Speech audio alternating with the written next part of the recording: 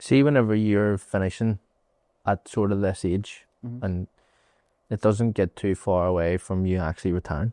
You retire quite early. Yeah. Right? There's a couple of clubs in between here. At what stage do you start considering coaching and managing? So at Carrick,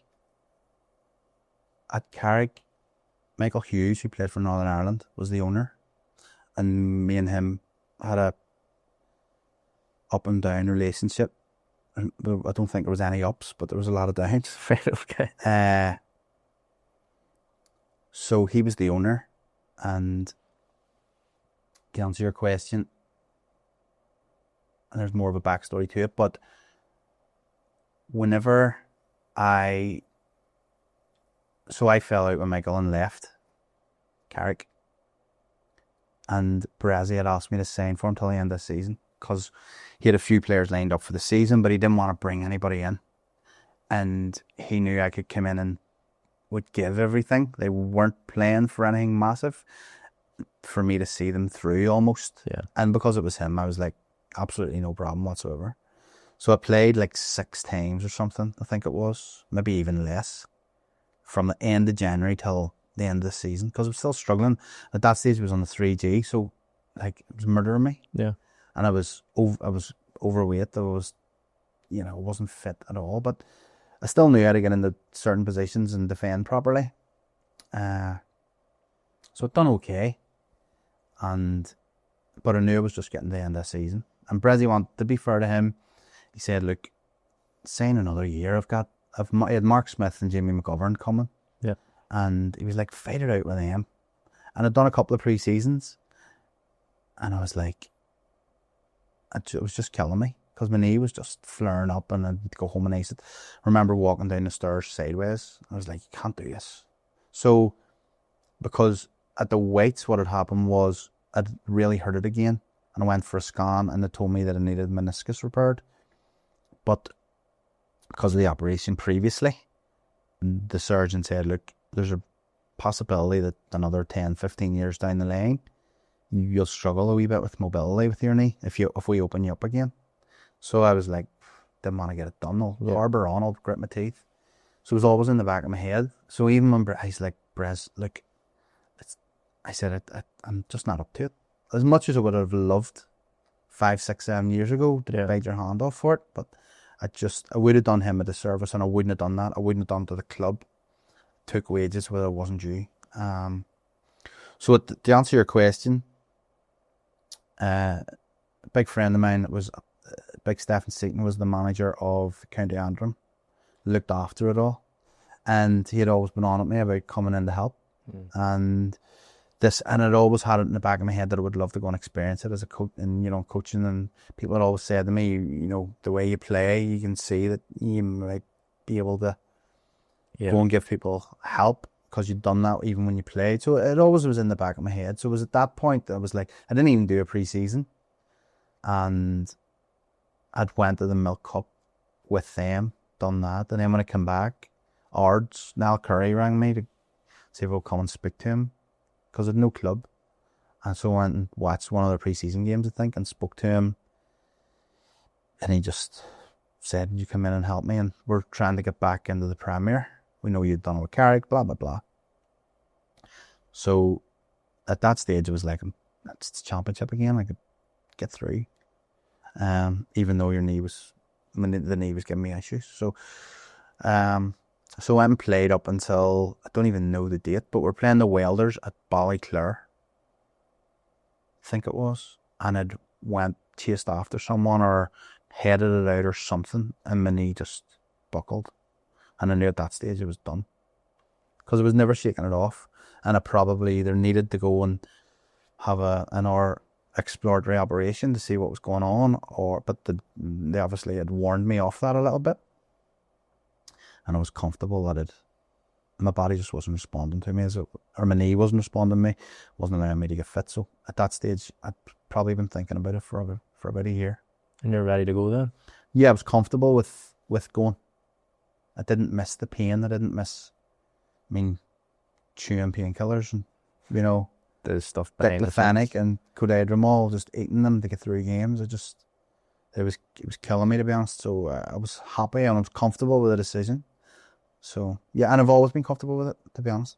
One of the big things I think that people don't see is they don't understand the injuries that we go through, but they don't see the stuff that we try to do to make sure we can play, because I don't know how everybody else feels about this, but when you're in those situations, the last thing you want to be doing is you feel like you're letting everyone down. You do. Even though you're like, I can't. Yeah. But you still have to. Yeah, and then when you do play and you're crap, then and they're going, what the so you do it? They're hammering you for it. They're hammering You're saying, going, I shouldn't have done that. No, and I'm sort of, look, and sometimes you're a hero as well, aren't you? You come out and you've done really well. Yeah. Look, it is what it is, but that's just sport, isn't it? People just, it is what it is. You get a job after this? Well, after I'd done that, I'd seen, so it wasn't two mains, because I'd seen the management side of things, because I was close to people from management, being a captain on a couple of, so certain things had happened and I wasn't comfortable with the way clubs dealt with people. So it was always in two mains. I was like, do I really want to get into that world? So and then Presser rang me, who was manager of Cliftonville Reserves. Yeah. And I thought, I'll give it a go and see, because like no one's relying on you really, except Michael. And he'll let me like come and go and do whatever I needed to do, and he did, if you prefer, and started coaching and just picked it up and enjoyed it. But I was always fearful of the other side, because I'd seen it at Carrick, the way they treated Smalley whenever they couldn't wait to get rid of him, whenever he was like he got us promoted on a next to nothing budget, I would imagine. Another argument that I have with Michael Hughes, I mean, he waited the Smalley hit bottom of it was nearly like you couldn't wait for him to be bottom of the league so he could sack him, and he took over. Yeah. So, you know, I didn't like that side of it. Yeah. And it put me off. But I'd give it a go with Michael, and then it lasted a few months. And then you get this. And then I got a phone call from Larne to say, would you come and speak to us? And I actually rang Brezzy and said, what do you think? And he was like, well, there's 16 clubs or 24 clubs or whatever it was that are in the Irish League. Do you want to have a go at management? And I said, I think so. And spoke about what I've just said to you about different sides. And he was like, well, narrow it down to about, well, right now there's about 4 or 5 clubs that'll probably give you a job. Larne being one of them, because they've offered it. So what's the worst can happen? And I was like, and I don't think Presser was too happy either at the time, because he'd give me the opportunity to come in and start coaching, and now I was jumping ship quite quickly after. And going above, because let's be honest, Presser stayed. Yeah, it was Michael was very loyal to Cliftonville. And he got the chance to lad. Yeah, but I'd come out of senior football, and was probably my profile had maybe got me there. People maybe see me in that light, whereas people always said about being a future manager, and there was always talked about that. Yeah. And I probably got caught up in that as well myself, and thought, I'll give it a go. Yeah, that's what happened. Your time at Larne spans around 3 years. Yeah. That's where you bring the it was big mad. dog in. Yeah. Well, I knew you. This is what when we revert back here. Yeah. You must have took 60% of that Cliftonville Reserve team with you at one stage across a period. I had a brilliant relationship, obviously, with the club, and they helped me out no end. Yeah. And they loaned me players that they felt that they could trust me with. Cliftonville wasn't the only ones that were brought players in from, but it did have that connection, and you always go to what you know. And what we did do, though, is we had a really big pool of players that were at a really good level, of talented young from players. a very young age. Yeah. And not all of them worked out. No. Like, you all had testing times with me. Some more than others. Some more than others. So, yeah. But yes, it started off with probably yourself, Conor McGranels, and then it went, Anton McGonnell was another one. Then as seasons went on, John Donnelly came. Andy Mooney came, played, and then I managed them in the Premier League with Carrick, brought him with me. So I always had that little connection. As I say, you always go with you need those wee things too. You need help from people that you respect, Brazzy was good with me. Michael was good with me. And Glenville had always an abundance of good young players coming through. And it was a natural thing for me to go to that club and say, you can trust me with your players to do what's best for them, and hopefully I can make them better as well for you. And I think we did that. We had no money. Like I'd brought, I wasn't really getting paid at all. Steady and Paddy Byrne were in with me, who were young. Paddy was like 20 something. Yeah. But he was a brilliant young coach, and who had known from Carrick, playing at Carrick, and Steady was a great lad, had been at Carrick as the backup goalie and had knew football inside out. And I just brought them in. We were completely untried and untested. Brought Mark Carlisle in after a while from Ballymena because I had a brilliant relationship with him. But at the start it was just me, Steady and Paddy rocking up to Larne.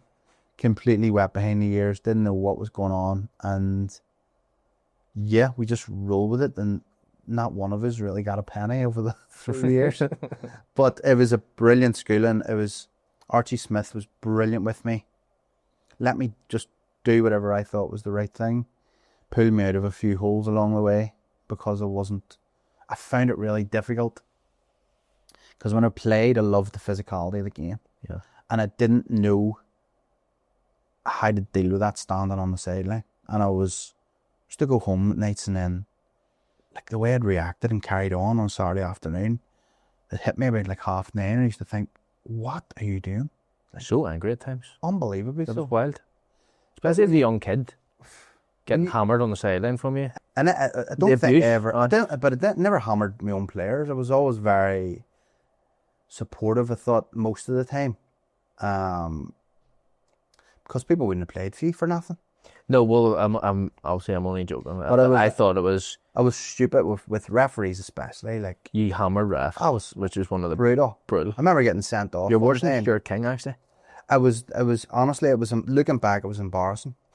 Honestly, it was like the way I was carrying on the sideline was just stupid. Like, it was ridiculous. I didn't know how to put the football boots down and change over and be a manager. Playing as a manager. I was trying to play. I was trying to head everything. I was trying to kick everything, and I just found it a real struggle. I was only like 29. Yeah. I was still thinking like a player, and couldn't. Like, as a player, you can go and be really aggressive and head the ball, or go and, get your head, or, stick a challenge on something. I couldn't do that as a manager, and I really struggled with that. And I was a real, it wasn't always like that. I'm probably painting a worse picture than it was. It wasn't always like that, but whenever I lost control of myself, and it wasn't good. I always enjoy it. I didn't. In parts of it, though, I think that was, for me, coming up as a kid, and I know from being with Clonal and having those close relationships with the boys at the 19s, it was our next step in the evolution of let's go get men's football. Mm-hmm. And it really showed you that the team that you were able to put together with a limited budget were really good people. Yeah. So that one thing I'll give you credit on. The referee thing was the other, and then obviously the big talking point here is he used to play me on the right-hand side and make me track back, which I was going to refuse that he did, but he did. To be honest, and it goes back to the start of our conversation, I just loved attacking players. He did. And if I could find a way to fit 5 of them into the team, I would. And if it meant Johnny McMurray tracking back at times, then I always had this stubbornness that I thought, we'll have more of the ball. So Johnny will still get 2 goals, even if he's tracking back a wee bit. I just loved, I would rather win 5-2 than draw 1 each or win 1-0. It was weird because everyone envisaged that it would be this really defensively aggressive manager, and that's one regret that I have at Carrick. Like, when I took over, a couple of regrets, but one of them was that I bought into like the fact that everyone thought, he'll sign, he'll be tough to play against and blah blah blah. And being at Larne, that's not how we played. No. And that wasn't the messages that we portrayed. But I got caught up in that whole hype at Carrick and made loads of mistakes around that, and I didn't portray myself as the manager that I was at Larne. The good bits, and I have regrets about that in terms of listening to outside noise about who I was and who people thought I was, right? And that really wasn't the truth. I really enjoyed the time at Larne being a kid. Mm-hmm. When you talk about playing attacking football, it was all out attacking football. Yeah. And that was why it was enjoyable. I know I had to do the dirt. The only reason why I actually complained so much about doing the dirty side of things at Larne was the pitch was like that. Yeah. And trying to run up it in the second half, being a overweight 18-year-old who wasn't fit. Trying to run down it was hard enough to watch it, and then trying to run up it. I hated it. I was like, you gotta be waiting me up. But the only thing that would save me was Big Robbie White was even bigger, so he had to stay up front. And Unit though, wasn't he? He was an absolute machine. But I think at one stage we were playing like, I remember going to Anna on a Friday night and we had like 5 forwards. It was like you, Paul Maguire, Haven't even spoke about Paul Maguire. Kieran Murray, Technically one of the amazing. Kiki. Yeah. Like I think all yous played that night. I don't know how we actually fitted yous all in, but as you say, you might have ended up tracking back. But I just loved attack and play. I still do. Even football bores me now because it's too sideward and like it's not the. I don't know if football evolves and changes, but I still love watching the United teams that were flying wingers and crossing and going and attacking, and they'd have been them 5 up front with 10 minutes to go if they were a goal behind. And you know, the Spurs teams that played like that, even though they weren't successful, because I'm a Spurs supporter, so I watched a lot of them, like the Klinsmann type with Teddy Sheringham, that have played so attacking. Yeah. And it always what I enjoyed about the game, even though I was a defender. But that's what I always loved. I always look back at your career and different times in your career when I feel like I've let people down. And I felt like the last game at Larne, at Loughgall, when I headbutt that fella and get sent off. I genuinely can't remember that. My memory's shocking because I think I've headed so many balls over the years. The reason why I think it sticks with me is because of the way you acted when you came in the team. I genuinely can't remember. God, you were like a bear. Do you know what didn't help? I think Big Conal had done it. Do you remember? Yeah. And I think there have been 2 or 3 instances where the younger players needed to develop and understand what was happening next or whatever, and you were part of that. And they had those, and it wasn't like getting sent off for 2 yellows. No, it wasn't. It was like headbutting someone, which was stupid. 7 or 8 games. Well, you didn't know this at the time. No. And then I remember you came in the change room and you went ballistic. I was like, oh, fuck, right. Must have got beat. And then I think we maybe did, actually. I can't remember. And then after you said the only person that's going to be affected here is you, because you're going to do pre-season and you're going to sit in your hole in the reserves for 8 weeks. Because you were suspended. Right. And I didn't click. And then after that, I got the pre-season and I remember Katz laughing at me going, silly. You're silly. You're not playing the November. And he's like, you're not kicking a ball here. And then ultimately that spanned me ready to leave. Yeah. So this one decision that happened in the championship led me to be. But you didn't let me down, so like. No, but at the time, it's not like we were trying to win anything, because we were. Let's be honest, we weren't great. We weren't doing. No, we just stayed up. That was a lot. That was before I left, was it? Yep.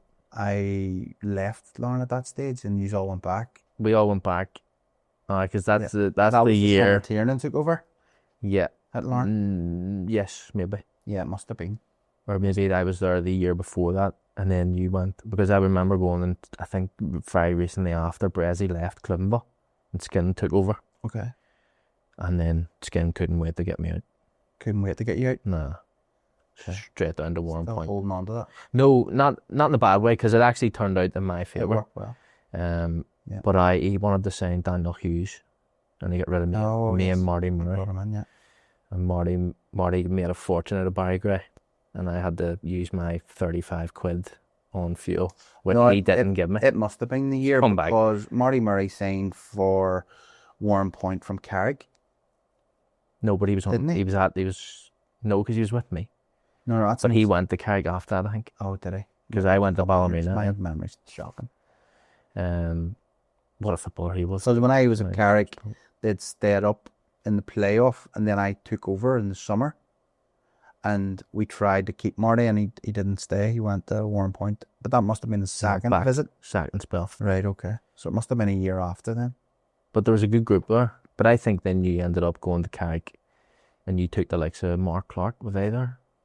Mark Clark. Was he already there? Gage. No, I signed all that. Because he was at one point then. Yeah, because a couple of things. We took over really late. Obviously, the budget wasn't great.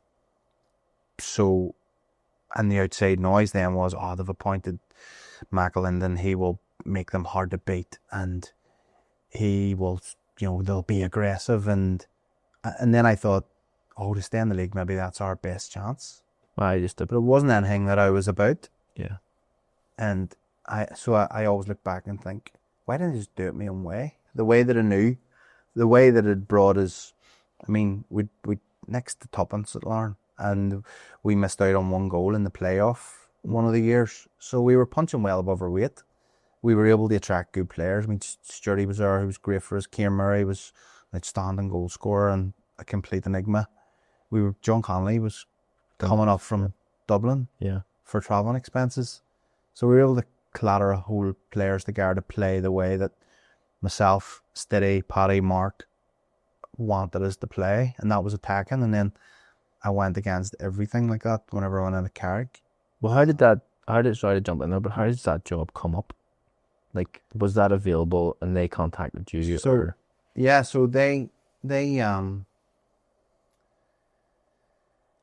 so I'd left Larne and they were in the playoff, but the word around was that after the playoff they were going to be looking at a new manager, and a couple of people sounded me out and said, look, I know we've left Larne, are you going to be interested? And I was like, look, I'll happily speak to them. Excuse me. So I was told, like, the way it works is you have to, like, put your CV in at least so that we're of a paper trail. So I put together a CV and threw it in, and they said, you have to come to the interview. And I was like, right, okay, you're the one asking me, would I be interested in your job? So I went to the interview, and not knowing what to expect, to be honest. Never done an interview in my life for a football job. Didn't know what to expect. Came with a bit of a portfolio on my hand and walked into the room, and my old mate Michael Hughes was sitting looking at me. And I was like, this isn't going to end well. But so for some reason they gave me the job, probably because they'd maybe made the decision before that. So main presser was appointed for that season, and but they'd left it too late to appoint a manager. But I took it because it was an opportunity to manage in the Premier League. Really, if you finished 10th, it was going to be a massive achievement. We finished 11th, even though we were predicted, and rightly so, that all the journalists and all the experts who ever spoke about it predicted us to come 12th. We ended up finishing 11th. I think Ballinamallard got relegated that year, and we lost in playoff to Darren Mullins Newry. Yeah, over 2 legs, and yeah, it was a tough time, but yeah. But Larne was brilliant. Obviously with ups and downs, but it really set me up for Carrick, and but I just went against everything that we'd done. But with some brilliant players at Larne, like I know you would brought in a lot of boys from there, but your Paul McGuire was unbelievable. Player. Yeah, Scott Irvine in the middle of that pitch was as good a midfielder you'll see at that level. And yeah, we stuck a couple of round holes and square pegs to get us through, and but it was a brilliant grounding. So one thing that I want to touch on, you've briefly touched on the pitch there. Scott Irvine was our centre midfielder at the time, and he ended up going through what's probably one of the worst head injuries in Irish League history. Yeah. How do you go about dealing with something like that as a manager? Not very well. Obviously, it's something that you never envisage happening when anyone goes to football. So him and another player, I think it was Conor McCluskey, was playing for Carrick at the time. They came together at speed to challenge for a ball, and Scott, whatever way it's happened, he came off the pitch and he's hit his head on how close those walls were. They must have been about 3-4 feet maybe. Yeah, they were close. That wee white wall. Yeah, solid wall. Scott's bodies went like at a horizontal way, and as the side of his head's just hit the wall at like what felt like 100 miles an hour watching it. And soon as it happened, I knew that it wasn't good at all. So I signalled to everybody to try and get an ambulance. Joe Crawford, who was a physio at the time, attended to Scott. And I'll never forget, like, the players obviously stopped, and the game was stopped and subsequently abandoned. But a real life superhero for me, and I managed Danny McGill. He was his son at Carrick. Later in the line, just luckily in the crowd, was Brendy McGill, and he was, I don't know if Brendy was a paramedic or something. Anyway, I think he was a paramedic, and whatever he did, he jumped into action and attended to Scott along with Joe. And from what people led me to believe in the days and weeks after, Brendy especially saved Scott's life. I don't know what he was doing, but I'll always be in his debt, because you feel like your players are your responsibility. Rightly or wrongly, you do. And to see that happening like 5, 6, 7 feet from you was the worst thing I've ever experienced in football, easily. And I'll never forget getting into the Royal, even after the game, whenever I had to go in and address the players. No one really obviously knew what was going on, but we knew that Scott then a while later had left in an ambulance. We didn't know what was going to be the outcome. And I think I drove, or maybe, I must have drove to the Royal, and because Scott's dad was at the game, Tommy, and Tommy was there, and we were catching up about, what was going on, or you didn't really know much, I think, at that stage. But I'll never forget Janine coming in, Scott's wife, just looking at me, and I looked at her and thought, he came to play for me on a Saturday, and now he's in intensive care, I think he was at that stage, and like, you just feel responsible.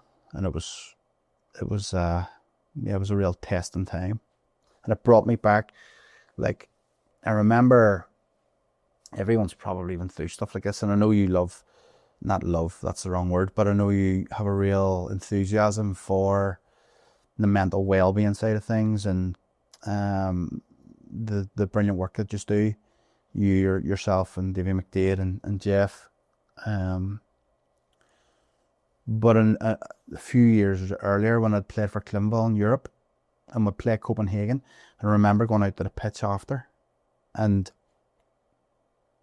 underneath the lights, the park and stadium, incredible. Like, but you feel like you're that size. And something took over me, and it ended up, I didn't know what it was, but I spoke to the doc about it, and he sort of brought me back around. But it ended up being a panic attack, which completely came out of the blue. So these things kept happening for maybe, I don't know, say a 3-month period. And it was a bit of but anyway, came out the other side of it, and I'm sure everyone's been through stages like that in their life, but it's a real hard time in terms of not knowing what was going on. But this brought me right back to there, and seeing Scott in the hospital, or not seeing him in the hospital because we weren't allowed to see him, but the whole scenario just transpired right back to those types of feelings. Like how does this happen? I'll never forget it. I was living in Antrim at the time, and I stopped off after hours in the hospital, and they were like, you need to go home because there's nothing you can do. There were no updates, send surgery, whatever they were doing. I remember stopping. It's not there now. It's actually out the front of our work. So our office for work is in Mollusk, at Ballon Sports, and the front of that, where Ishers is now, is there used to be a wine mark there. I remember stopping for like 8 tins of beer and a bottle of whiskey. And I remember going home in the middle of the house and sitting, just drinking the whiskey from the bottle, just like to try and black out or something. Just take your mind completely off it. To try and give me some sort of thought other than repeating and hearing the noise and smelling the smell, and it was just a horrific set of circumstances that Scott faced and his family that day. It was just brutal. When that happens and it becomes as serious as it becomes, Yeah. you're obviously the manager. Yeah. You obviously said there how you've felt all these feelings. You felt like it was kind of like your responsibility. Yeah. Did that, well, obviously knowing you, I know it didn't, but I'm sure the question popped across your mind a few times that you probably didn't want to continue on maybe being a manager potentially because of the situation that you'd just been through. I don't know if I even thought them thoughts, but it was just like, I just remember replaying it over and over and over again, thinking, Scott has young kids in the house, like, so, his missus, like, and I remember going and seeing him with Robbie McKee, who's Scott's cousin, in the what do you call it, the unit for like brain injury unit, neurology, yeah. So, and we went and seen him whenever he sort of, I don't know how long ago it was after the incident, but it wasn't the Scott we knew. He didn't really know. But some of the sights you see in some of the sights that we seen in that ward, like, make you think about a lot of stuff that you're doing. Yeah. It was horrific. It was harrowing. It was, wasn't nice at all. But I don't know if I probably needed the players more than I ever did. And I remember they had t-shirts made. I don't think I knew. I can't remember. Maybe I did know. I may be making that up. I don't know. But I can't. My memory doesn't tell me that I knew. And we went out and beat Ballyclare 2-0. And like, there's a photograph of them with all the t-shirts on. And I probably leaned on them more in them times than I helped them. Yeah. Do you know what I mean? So it was a real time that probably was the beginning of the end for me at Larne. Maybe that's not fair to say, because it did stay for a fair bit, but it definitely made me think about certain things in a whole different light.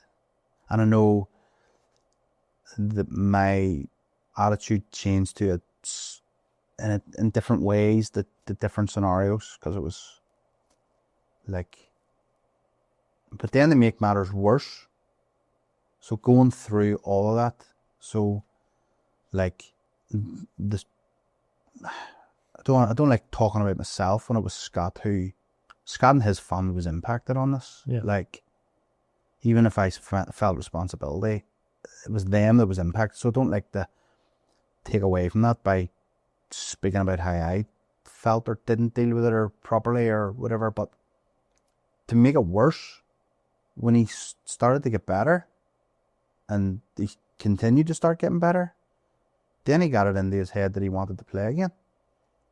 And I'm like, so there was a time whenever me and him, we never fell out, but I wasn't pleased with him. Right. And his missus wasn't pleased with him.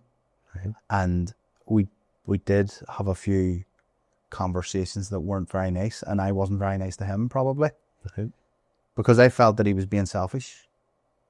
And he'll probably tell you that now. And he was being selfish. Like, all the stuff that we'd been through. And again, even taking me out of it, all the stuff that his family had been through. And he wanted to play again. I'm like, one wrong hit, and like, we're gonna put everyone through this again. Yeah. So me and him get on brilliant. We've a real strong relationship, probably because of the whole thing. But we definitely had a difference of opinion on that. But there is probably my favourite picture in football. We played the Whites, and I think we win comfortably one day. And Scott scored an absolute wonder goal. And it must have been one of his first games back, I think. I don't know, he'd probably correct you. But he jumps into my arms in the celebrations or whatever. So, look at all's well that ends well, but it could have been completely set of different circumstances, and it was a horrific set of circumstances to be a part of. You go then from doing that, you spend a wee bit more time at Larne, you do go to Carrick, as we touched on. Yeah. What you say that you listen to too many people. Yeah. And I know now that that's probably one of your regrets, because I know you're very straightforward in terms of how you do things, even working with you with work, trying to get you to design a kit and do other things. You're very opinionated on certain things like that. So I hate people that waste my time. What, looking back at your time at Carrick then, obviously it didn't go the way that you wanted it to for all these outside reasons, inside reasons. Yeah. Do you have any regrets at Carrick? Just the ones that I've talked about, just that I didn't do things my way. Probably we came into the job a little bit too late, which meant that we didn't have, I don't want to sound like I'm being unappreciative to the players that we signed, but the pool of players that we could have went after was smaller than if we'd have had maybe 3 weeks previous or 4 weeks previous. But so I should have been stronger in that regard and said, look, it's not for me. It was just out of Larne. I'd been through all of that with them, and I felt like I needed a break, and it came right away.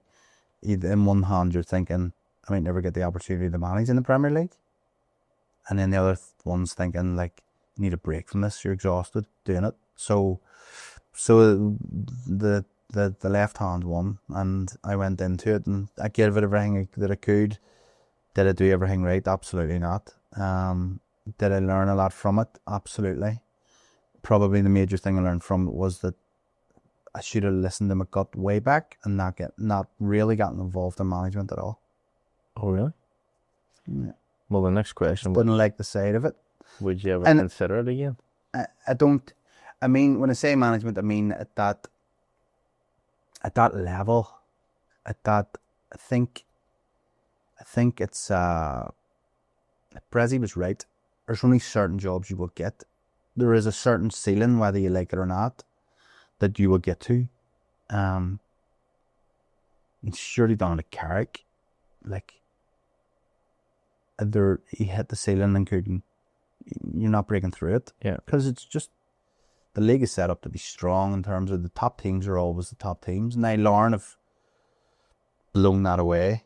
But we know what that obviously takes. Because Kenny's came in. Yeah. I'm sure you're finished, hopefully. Now, but that'll finish me off. The myth that was, I always get this said to me in terms of management, if you'd have stayed on another few months, you'd have got all that money to spend. Which is the biggest myth out. The truth story about that is that I was gone. The board, who was Archie Smith, Mervyn Mackay, Lynn Kernahan, appointed Tiernan and Seamus, and it's me and Seamus, we busy as I call him, done our licenses together. So we were, I knew him and he knew me, and we chatted about different stuff. And they came with a different way of doing stuff. So they tried to bring in the younger players and tried to link it with the school and blah blah blah. But if you remember, the correct way the story is that it was really hard, and they knew it was going to be hard because there was no money there. So they tried something to evolve the club in a different way. Yeah. And it wasn't working because they were losing more matches than they were winning, and it was becoming a real struggle. And off the back of that, then someone had reached out to Kenny to go, look, the club's really struggling here, like really struggling. Would you get involved? And he got involved, and obviously, and I'm not by any means trying to take anything away from Tiernan and Seamus. The job they did whenever Kenny did come involved showed you how good they are. Yeah. And how good they continue to be at Derry City after the brilliant job that they've done with Larne.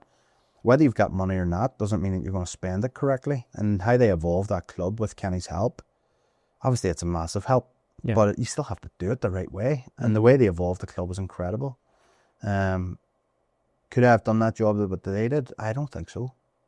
But that didn't matter, because it didn't matter how long I'd have stayed there, because Kenny would never have got involved. But he always had just kept swimming against the tide and being middle of the road Joes, and you know, I'd have tapped into the contacts that I had for loan players, and we'd have just kept doing the same thing, rinse and repeat. So that's that myth about if you'd have stayed a few months later, you'd have paid your mortgage off and had loads of candy money. Is an absolute myth. So yeah, so that, you know, and they've, as I say, I was delighted, but it was delighted more so for the people that was there in Dergview on a Tuesday night whenever we'd nothing to play for. Yeah.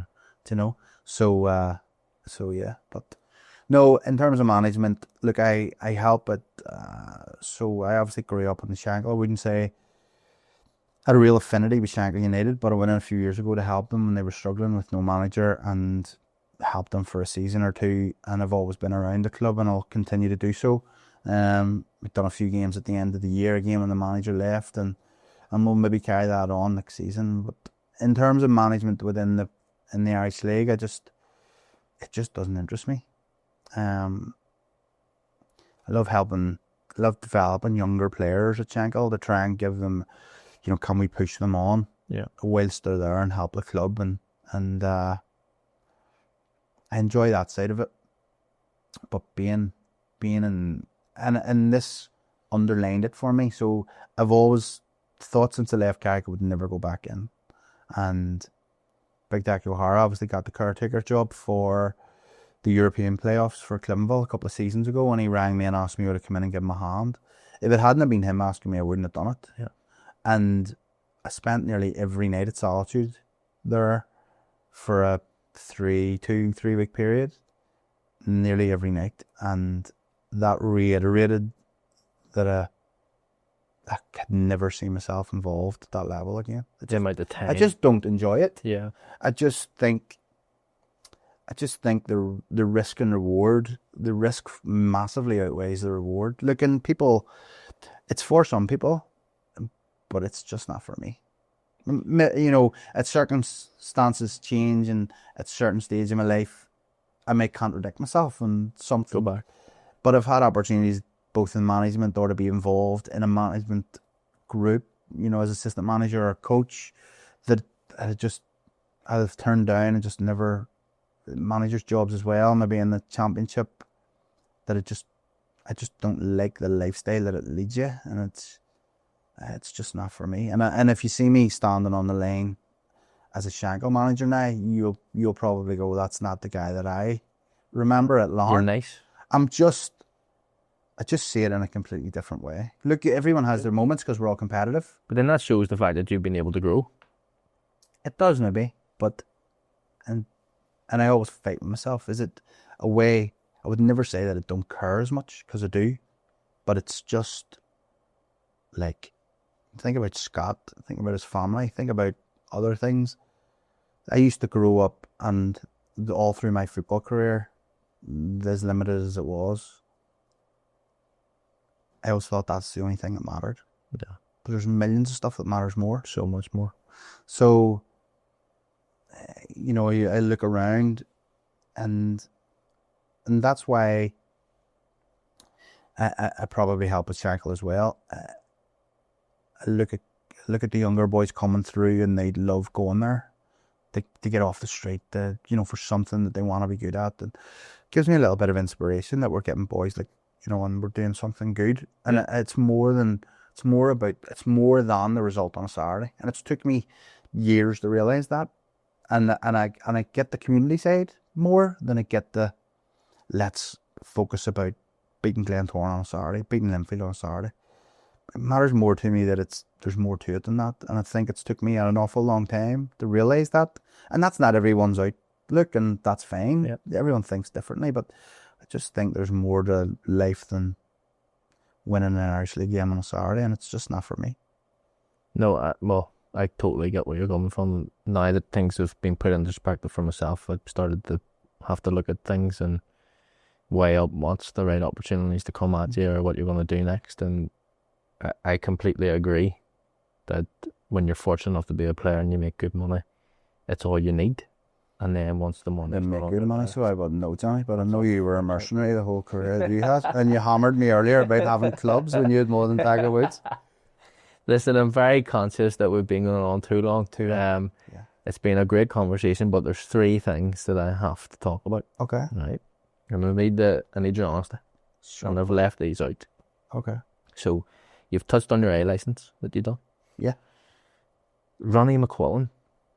There's this weird story that I've been floated by from a couple of people that you happen to work with.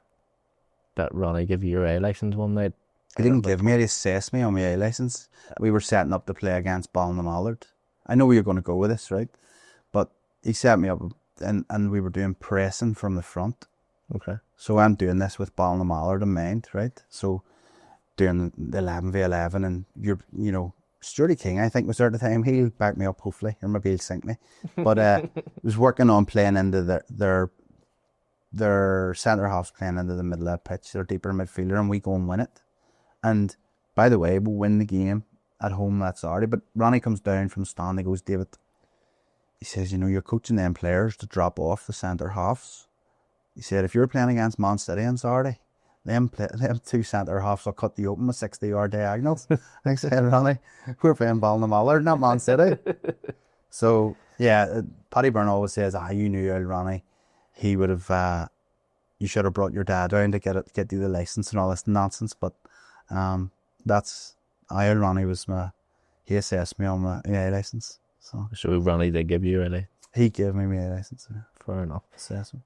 The other one is, someone's floated by me there that you had a run-in with somebody quite famous who joined the Irish League for a short period of time. Leon Knight. Yeah, me and him got acquainted. Right. One day. Acquainted's a great word to use. Carrick were playing. He's not famous, is he really? Let's be honest. Well, he is quite famous. I mean, he was a good goal scorer in England. Let's be honest. He was a good player, to be fair. They did play for Chelsea at one stage. He did. They had Coley in a good side then. Stevie Carson was incredible. But we played them in the Irish Cup at Carrick. We were obviously Championship club and they were a Premier League club, so they were coming to us. Funny, like talking about the ice hockey. I was at the ice hockey that night with my missus, and all these messages started to come through because we had a bit of a ding dong during the game. I think they beat us 3-1 comfortably. Stevie scored an absolute wonder goal, but Leon Knight had been on like social media, and he was like caning the number 6 and the number something, and he was like saying like, what are they? I think he was quite mouthy as well. So no, he was very renowned for being that type of character, wasn't he? Yeah. So, and he was saying stuff that was quite derogatory, and like, just thinking like, what an absolute empty head. So I wasn't happy with the stuff that he was saying, and me not able to come back or whatever. But anyway, transpired then that me and Leon crossed paths again when I went back to Clivenville, and Brezzy brought me back, and it was a little bit of a needle match because Brezzy had sort of fallen out with Eddie because he'd taken over, and when I came back, Leon was playing centre forward for Glentoran, and Big Chew again. I'd said to Chew before the game, like, I have none to lose here. I'm on my way out. So, and this has happened in the past. And if I get a chance, I'm going to forcefully tackle that guy. And it transpired right with the advertising or the score where the scoreboard is. Right in the corner. Yeah. Me and him came together, and it was a fair challenge, but I made sure he remembered who the number 6 was. You heard him, like?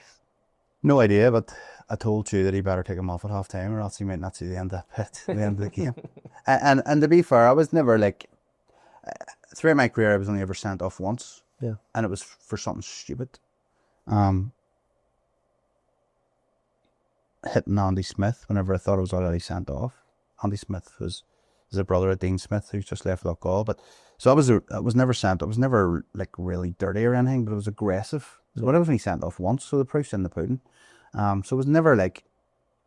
But he said a few things that honestly I didn't take kindly to, and I never thought would meet in the long grass, but we did, and he didn't come out for the second half.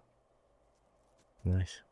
because he was huge on Twitter back in the day. Yeah, he was giving it big. constantly barking on at people, and even you listen to He was very derogatory though. different podcasts, and they talk about him, and they say how mad he was, like he was just a real mouth. So look, he didn't. Hopefully he's listening to this and we can get him on the podcast. You should. Hopefully he regrets it. Hopefully. Last of all, something to end on, which is quite funny. Okay. There's a contract negotiations at Carrick when you're getting promoted.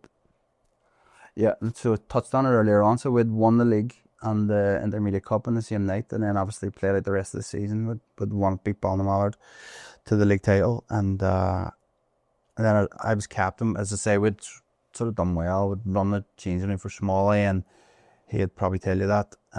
So we were myself, Heats, Ando Lagan, Tony Anderson.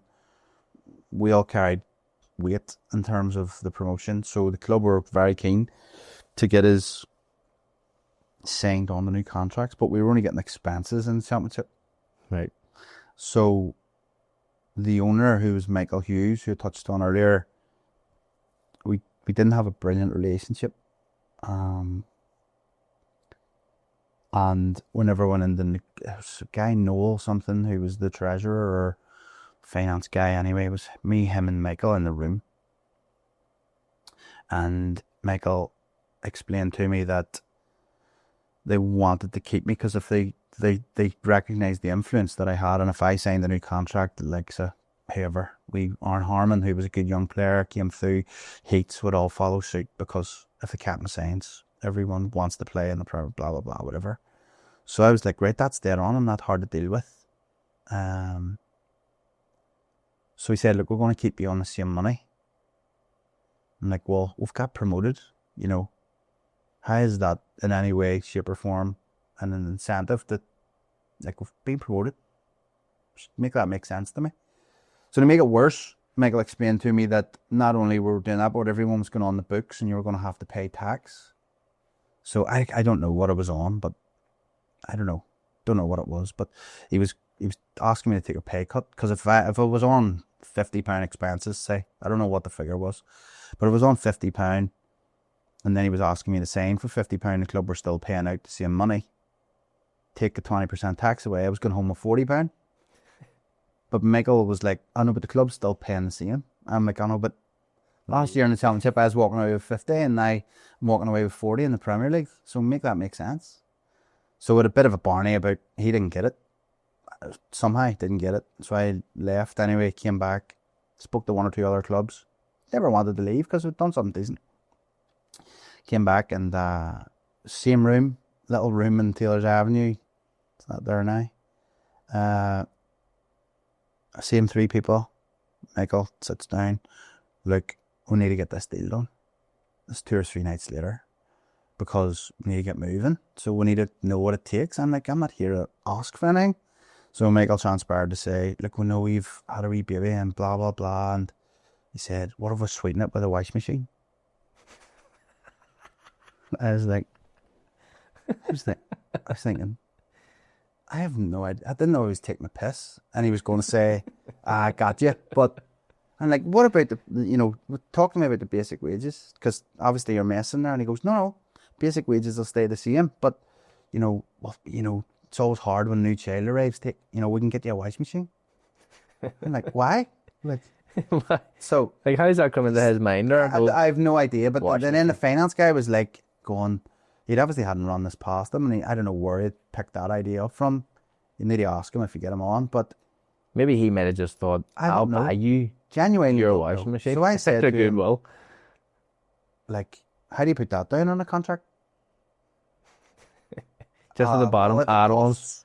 If it costs £500 for a washing machine, I don't know.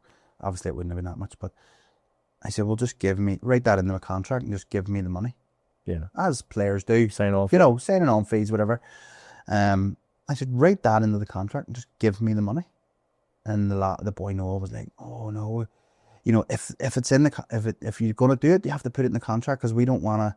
I think the licenses and stuff had started then, and they were feared because they were in the Premier League, it was new and blah blah blah, which was the right thing to do.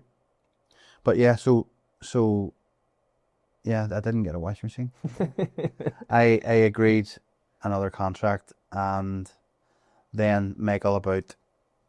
To be fair, Smalley was still the manager then, but all the players knew that as soon as Smalley's, we got to be on it here, because as soon as Smalley run up bad results, Michael's going to sack him, because him and Smalley didn't get on. They didn't see eye to eye at all.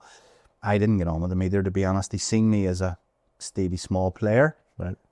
In terms of him, it brought him in and been very loyal or whatever, blah blah blah. So as soon as he came in fact, the night that he sacked Stevie, he came into training and he showed up. We used to train at the Carrick Rangers Centre we trained out the back of the pitch that had no lights. So we were training like in pitch black, apart from the lights off the hockey pitch. We done a bit of running there. Steady's dad run the absolute plums of us for 45 minutes every night. And then we went on the hockey pitch and heats ran around everybody because you couldn't stop. And he was nimble as anything, so you had to be on heats to stay with the score. But anyway, so we showed up at the Live Centre and Michael was there. Can I have a word? I'm guessing. Like, we just hit bottom of the league. Smalley then got the sack. And he was like, I'm taking over.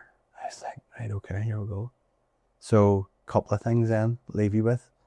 So the first night that he went into the change room, he was like, tell the players before I come in. So I goes in, lads, Smalley's got the sack. He's probably already know. Michael Hughes is taking over you all know who Michael Hughes is, obviously. He's the owner, he's taking over. You know, Michael Hughes had played, caps for Northern Ireland. Aye. Played in the Premier League for whatever, blah, blah, blah. So I'm getting in telling all the players, right? But we had a goalkeeper called Dacky Brown, who had signed from DC. And so Michael stands at the door and he goes, look, stay behind. I want to have a word with you. You know, and blah, blah, blah. So all the players are going out. And Michael, as you do. And Big Dacky Brown walks past them and goes, sorry, I didn't catch your name again. What was it? I'm Dacky Brown, a goalkeeper. And I'm thinking, shit. And Michael goes to me, is he taking the piss out of me?